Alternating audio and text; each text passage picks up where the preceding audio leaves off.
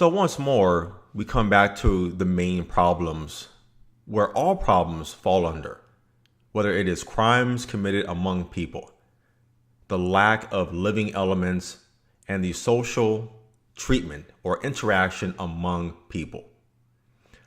Well, let me take a step back and kind of explain how I deal with these type of issues in the world. When I see crimes committed among people, when I see certain people lack the equality of one thing that other people get a lot of, or how people treat each other on social media websites and everything.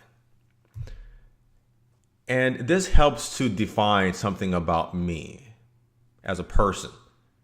And this is why I created the MT Doctrine. And a lot of this is what I talked about specifically on my YouTube channel. Particular videos of discussing issues in the world, social treatment or interaction among people, crimes among people, and the lack of equality.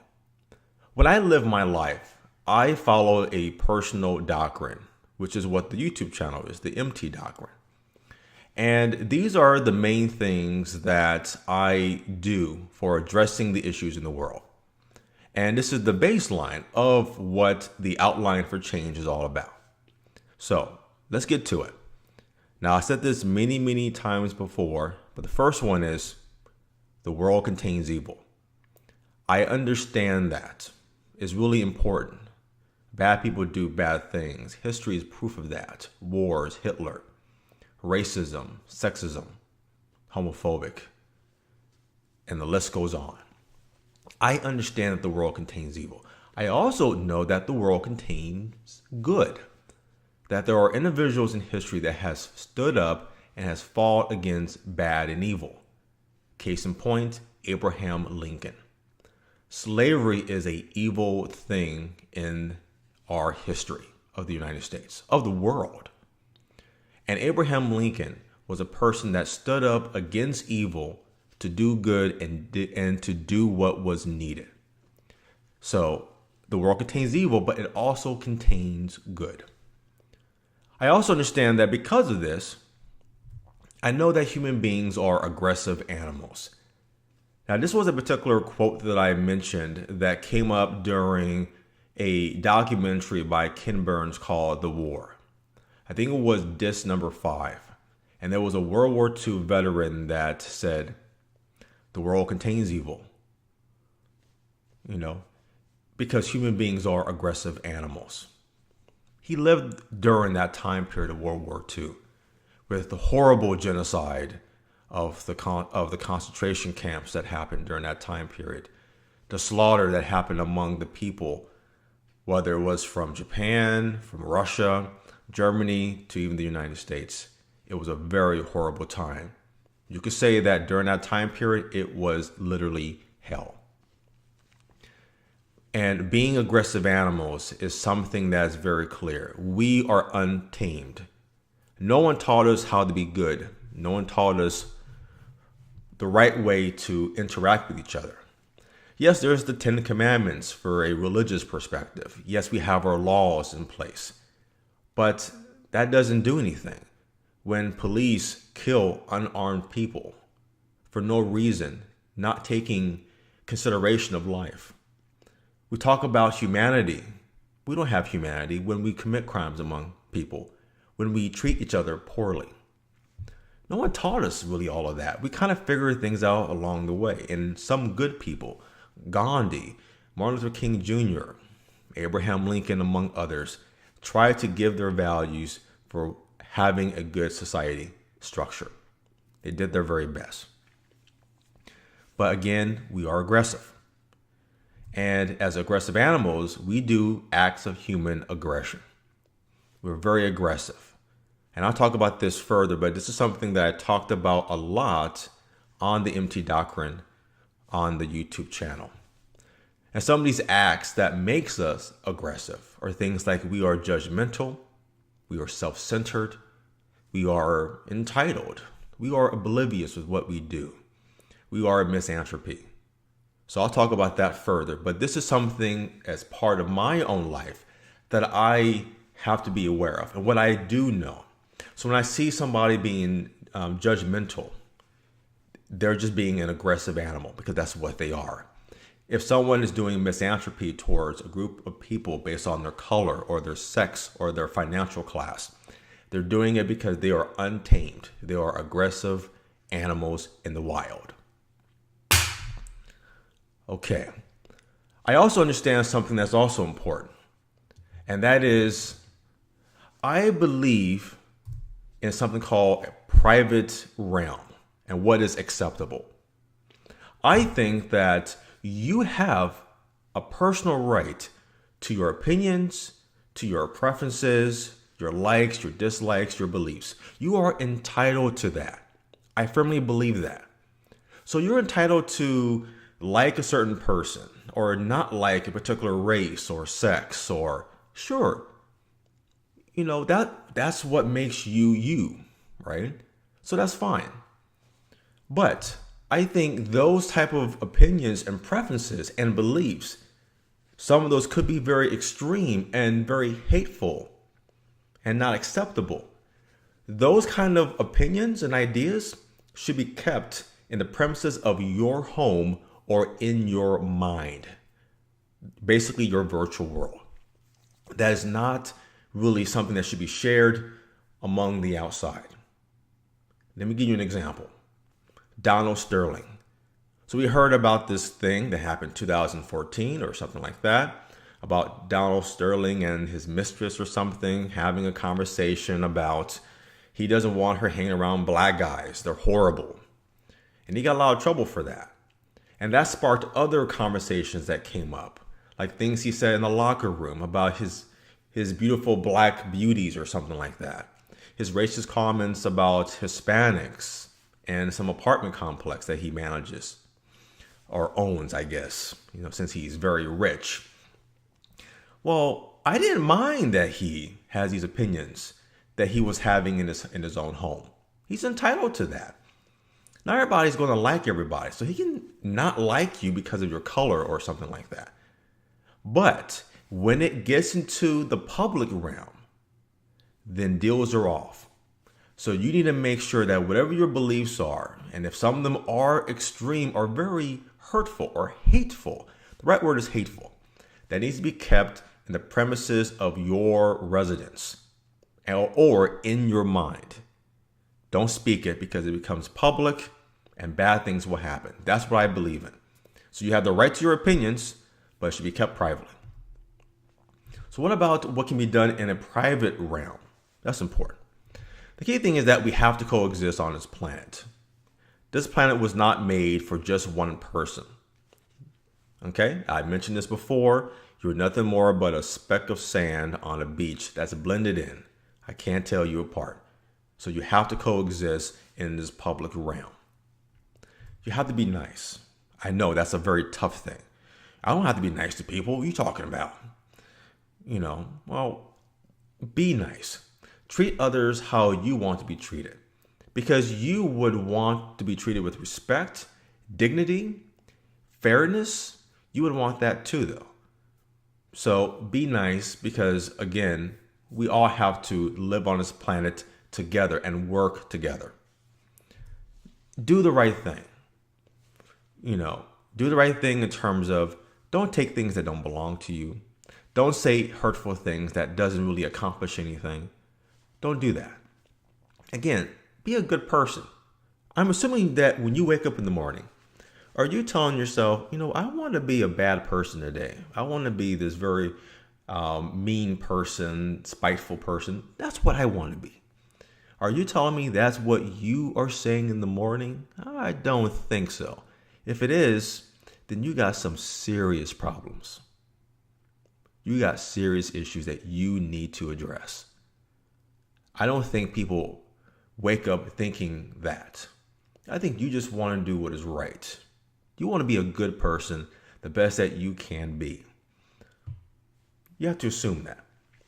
But this should be required when you're interacting with people in the real world. You have to coexist. And you have to use common sense, and you have to use common courtesy. This is something that I kind of phrase and blended together as common sense courtesy. And the example that I gave about common sense is people need to stop and think about what they are doing. What action are they doing? Whether it's something that you're saying, something that you're writing, or something that you're doing.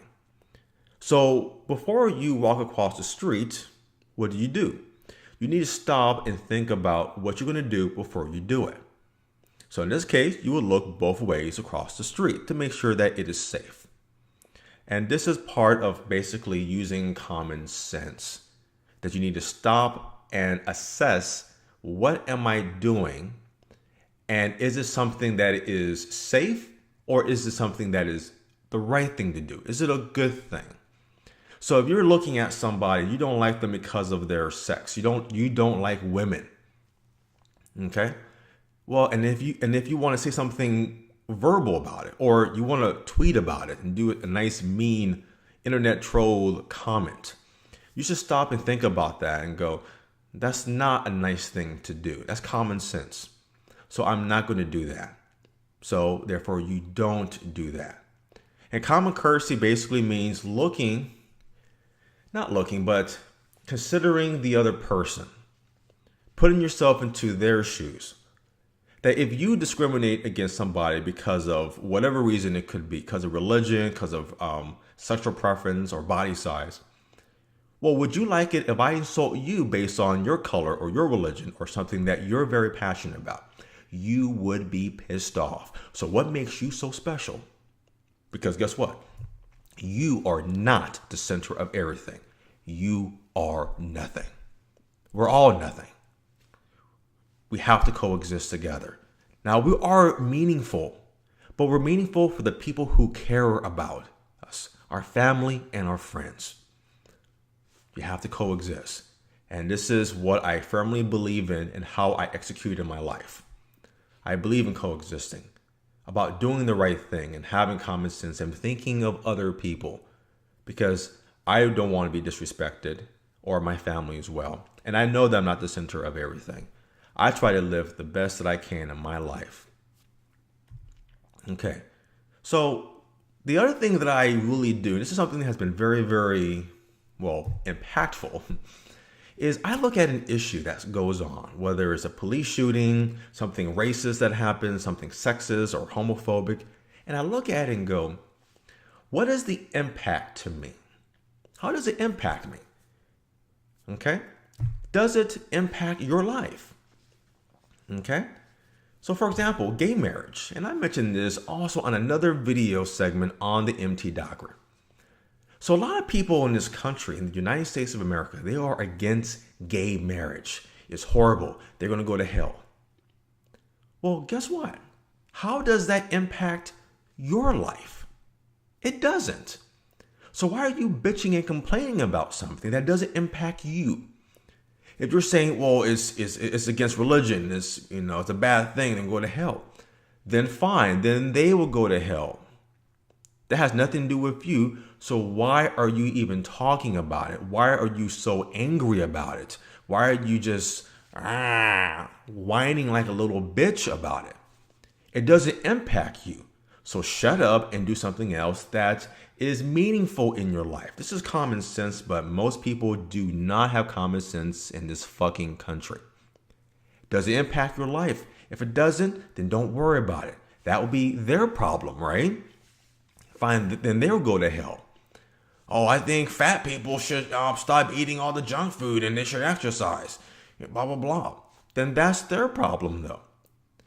Does it impact you? If it doesn't, then don't worry about it. And that's how I usually address and I see issues. That most of these issues that I see, it doesn't impact me. So I kind of look at it. I go through my personal doctrine in my head about, the public realm, private realm, good and bad, common sense, courtesy, that sort of thing. And I move on with my life. I'm not offended because someone doesn't like some person because of their skin color or their sex. That doesn't bother me though, because it has no impact on my life and the things that are important to me. And the same ideal should happen to you as well. And also, it really comes down to defining the person that you want to be. Right? What kind of person you want to be? And really though, do you want to be a good neutral person? You know, who does, who does what they need to do? You know, you're living through your life. You're not getting into trouble. You're paying your bills. You pay your taxes. You take care of your family. You do all those honorable, respectful things. Or do you want to be a hateful person? If I presented only these two options to you, which one would you choose? Would you be a good neutral person, or would you be a hateful person? Now, when I say neutral, I mean a person who is neutral, who compromises, that they don't judge a person based on their race, their sex, their sexual preference, their body size, their religion. You're not doing any kind of discrimination or bias towards any of those groups. If you do that, then you are a hateful person. So you have to define the person that you want to be. So one day when you are 80 years old or 90 and you're on your deathbed and your grandkids or your great grandkids are looking at you and they're asking, Grandpa, tell me what kind of person you are and how you live your life. You're going to tell your grandchild, I was a good neutral person. I lived my life to the best that I can and treated everyone with respect, common courtesy, the good thing. Or you're going to tell them, I was a hateful person. I don't think you would have the balls to say that, would you? No. So you better start getting square. I also believe in something called accountability. I believe that everybody should be accountable with what they do, what they say, and what they write. Everything. So if you're writing a trolling comment, okay, like the people have been making a lot of saying mean things about Ashley Judd, right? Just like a coward, not providing any kind of identity because you're doing it anonymously. You're a pussy. That's all you are, right? You need accountability for your actions. There's no accountability in this country. There's no accountability for a lot of things, right? Well, of course not, right? Police can kill unarmed people and there's no accountability towards them. This country is known for that. We need accountability for everything and hold everyone accountable for their actions. That is very, very important. I also believe in awareness. I believe that awareness of what people need to consider when they walk out the door. They need to have common sense, which I talked about. They need to have common courtesy, which I talked about. You need to know what is good and what is bad. Simple as that. That a person should look at something and say, oh, interesting. A person is saying something racist to a person. Is that good or is that bad? And that's your only questions to ask. It's not like, well, it depends. There is no depend. Is it good or is it bad in general? It's a bad thing. And if you're not seeing that, then your brain is wired where it is defecting your brain a whole lot more. And of course, if there's accountability, there should be consequences. Okay? There should be consequences in the things that you do, that you say, that you write, everything. So if you got the balls to say something racist, then good. Then you will suffer the consequences. And luckily, zero tolerance is something that is happening in this country all the time.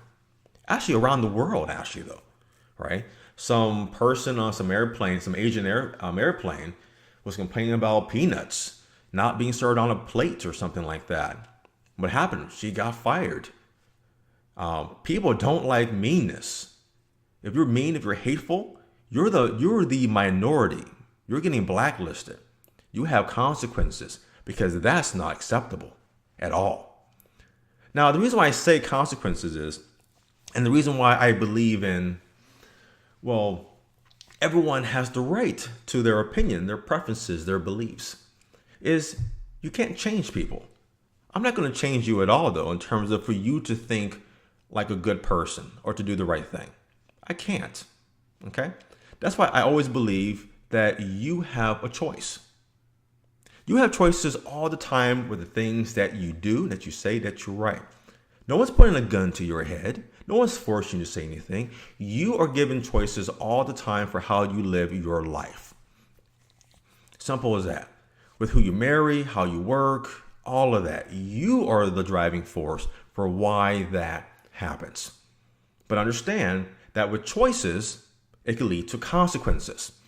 And the examples I gave before on another video segment on the MT doctrine was with the celebrity photo leaks with Jennifer Lawrence and other countless number of actresses, where their iCloud accounts were hacked and their naked photos and videos and whatever was leaked for all of us to see, right?